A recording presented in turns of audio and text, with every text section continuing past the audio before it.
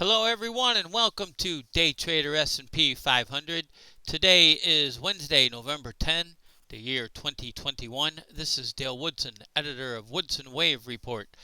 Got some interesting things to show you guys, and I'm going to get right to it. We'll start something a little bit different here. You may have recalled, and I think it was the video yesterday, we showed the futures and we showed this triangle pattern here, and then we have 5 waves to the upside and a possible failed fifth wave or a truncated fifth, and this was negated with a move above the 47.1175 high here. That didn't happen, and we would get confirmation if it moved below this E or fourth wave low. We've got a little more than that in the futures today, and that was a good thing for the bears. But I want to show you guys, I think I have that pick of the futures, and here we go. Here's that same 10-minute bar, and it's filled out. There is that triangle, and this should have been 5 waves up to a new high above that third wave. It didn't. It failed or truncated, and what's even more important is what happened after that. We have a 1 down, a 2 up, a 3 down, a 4 up, and a 5 down. There's the first confirmation, okay? You can say, well, that was just a correction of a larger wave from way back when back here. But what we got today was an A, B, C up, and then this, okay, which is obviously the third wave. And you can see it goes below the wave 1 low, which is good. And you can see our targets there, and wave 3 gained equality with 1 near there, within about 4 points, 4.5 points. There's the fourth wave retracement targets. If 4 decides to go higher up, which it can, it's allowed, but it's not required. Can we put it that way? And then wave 3 equals 1.618 of 1 at 45.99. That also is where wave 5 would gain equality with wave 1. So that's what we're looking at in the futures. And to tie this in a little bit, we put out a pre-market open report here on today on the 10th, okay, and we wanted to give these downside targets in the cash market. Okay, here we had an ABC. It was nice and tidy right at the 382 on the 9th, which was yesterday.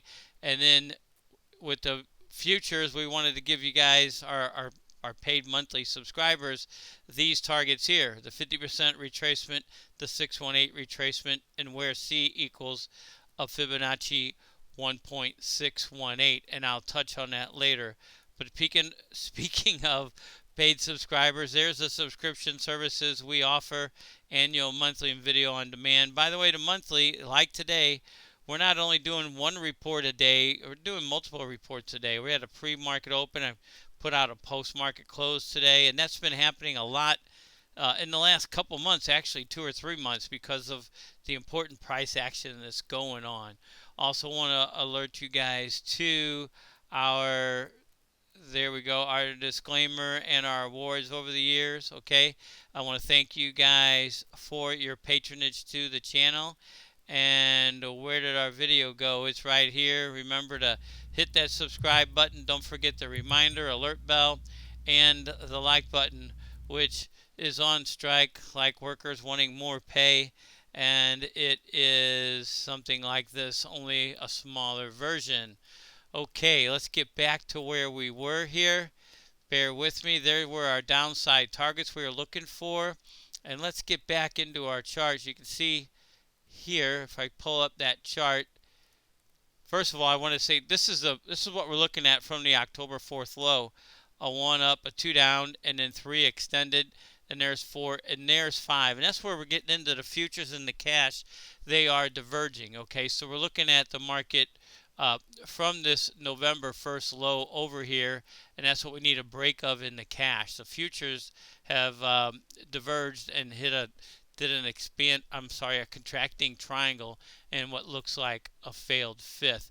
Let me get into that here in a little bit. But there's the 11-1 low, and there's a 1, 2, 3, 4, 5. Let me draw that for you guys. Okay, there's 1 up, there's 2 down, there's 3 up, there's 4 down, and there's 5, okay? And then we have a correction of that. So let's look at this correction here. Okay, Fibonacci retracement, there we go. And to date, it's gone past the 618, which is 46.42. That was one of our targets, and it hasn't quite hit the 786 yet.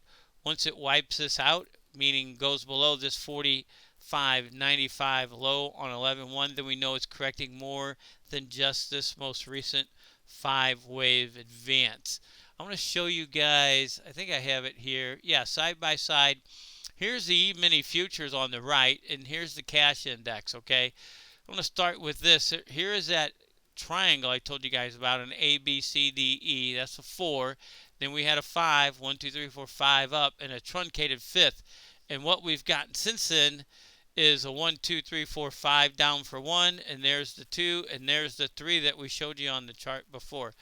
The cash market is doing something a little bit different. There's where there's divergence. There's no triangle here. Okay, there's no contracting triangle or even a descending triangle in the cash market. Instead, we've got an ABC down, an ABC up, and then a 1, 2, 3, 4, 5. Okay, you could stretch it and say 5 is down to here, but the point I want to make is on ABC corrections, the C wave is generally a 1-to-1 relationship with wave A, which is here, or sometimes a 1.618 relationship to wave A when it's a correction. However, when it's an impulsive move, meaning in the direction of the main trend, that's when you get the 2.618 and all of that. So it's quite possible that this is more than just an ABC. This is A down, B up, and then we've got 5 down, followed by 3 up, followed by 5 more down. What I'm getting at is this correction in the cash could be in the direction of the main trend, which looks like that's what the futures is showing us. So the futures may be tipping us off to something bigger in the cash market. Now get back to those pictures here where there was the triangle in the futures, and there was the confirmation of the truncated 5th in the futures, and there's the hourly where we're looking at those targets there. I think I may have that. Well, we don't need to get into, well, we could, but let's just bring that up if we can. There we go, and there is the 1, 2, 3, 4, 5 down to there. Okay, and then there's that, it looks better on the picture. Sorry, guys. I'll bring that back up for, there's the hourly. I had it on that other bar. My apologies, guys, on the split screen. There we go. So the cash market there, this is a perfect 1, 2, 3, 4, 5. And then we've got another 1, 2, maybe a 3, 4, 5. We're going to look for the futures to point the way and see if we get confirmation with the cash, or if we don't and it goes on to new highs. Here I want to show you guys, because the third wave could have extended, but this could be just, let me get it in here, this could be a third wave extension. Let me build that for you guys. There we go. There's the 1. Okay, let me line it up. There's the 2. There's a couple different ways to count this. Let me get that 5 out of the way. Just throw it over here for now. Okay, that's what we could be looking at with the C wave. You can see the C down there. Okay, let me pull it out of the way if I can. There we go. Okay, so we got an A down, a B up, and then a 1, 2, 3, 4, 5, which the low today was just 3 of 5. There's 4 and there's 5. I don't like to see, it's not me, it's Elliott Wave. The C wave in a correction gain more than a 1.618 or even a 2.618. But we're going to watch this play out. We're going to look to the futures. We're going to see if this truncated 5th is not only validated in the cash, but in the futures, but also in the cash. So this is a good side-by-side to look at. The next few days should be interesting and should tell a story, and we're ready to read it. Okay, until next time, take care, everyone.